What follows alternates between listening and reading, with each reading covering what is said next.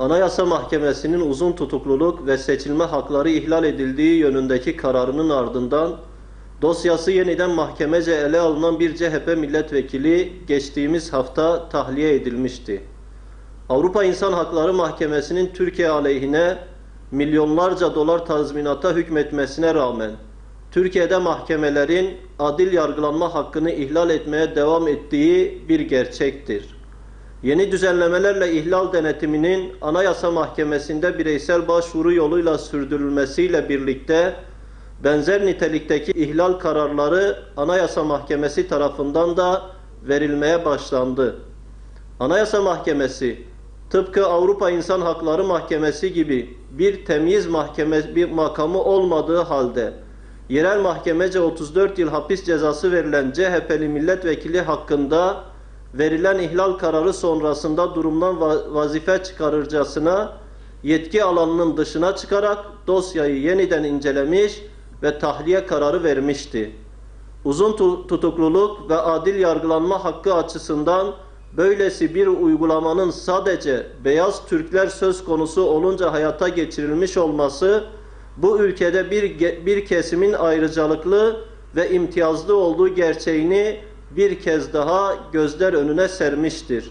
Aynı şekilde daha önce Ergenekon sanıkları için çıkarılan ve sadece onların istifadesine açık olan bir takım kanuni düzenlemelerin başta dindar şahsiyetler olmak üzere rejime muhalif diğer siyasi mahkumlar için uygulanmamasının yeni bir örneğidir.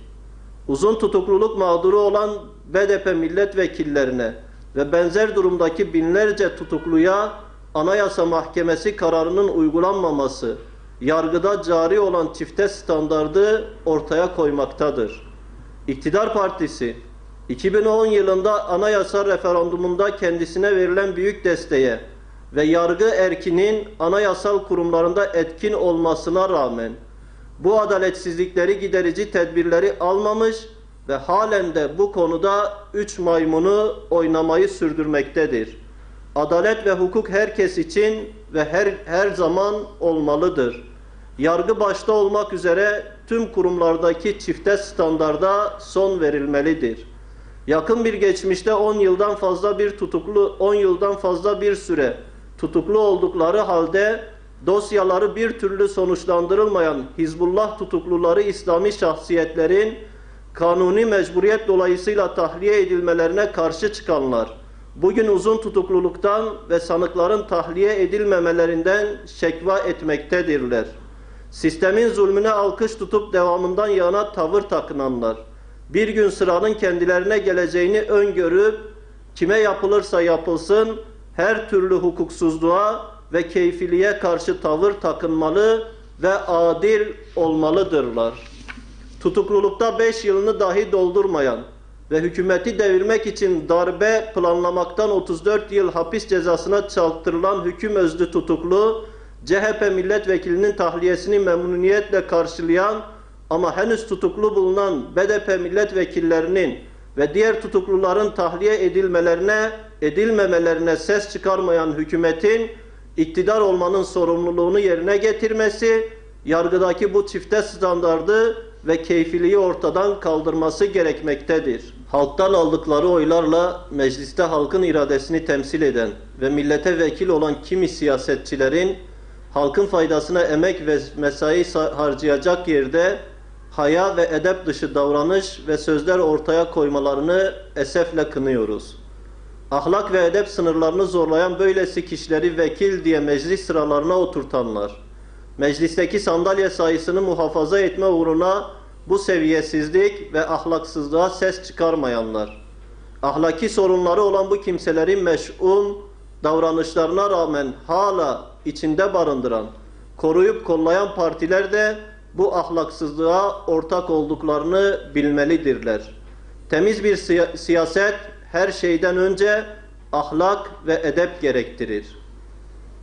Mecliste 2014 yılı bütçe kanunu ile 2012 kesin hesap kanunu tasarılarının görüşülmesine devam edilmektedir.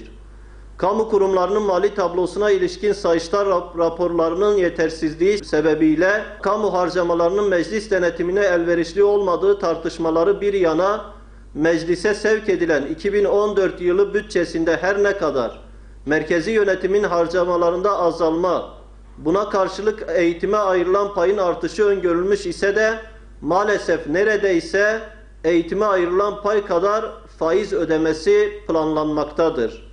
2012 yılı kesin hesap kanunu tasarısında da görüldüğü üzere sadece kamunun toplam borcu 550 milyar lirayı çoktan aşmıştır.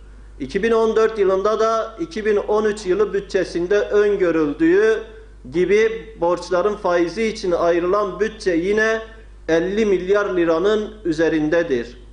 Parti programımızda belirttiğimiz üzere borç ve faiz sarmalının ülkelerin bağımsızlığını ve bütünlüğünü tehdit eder boyutlara geldiği gerçeği göz önünde bulundurularak denk bütçe yapılması, gelirlerden fazla harcama yapılmaması anayasal bir hüküm haline getirilmelidir.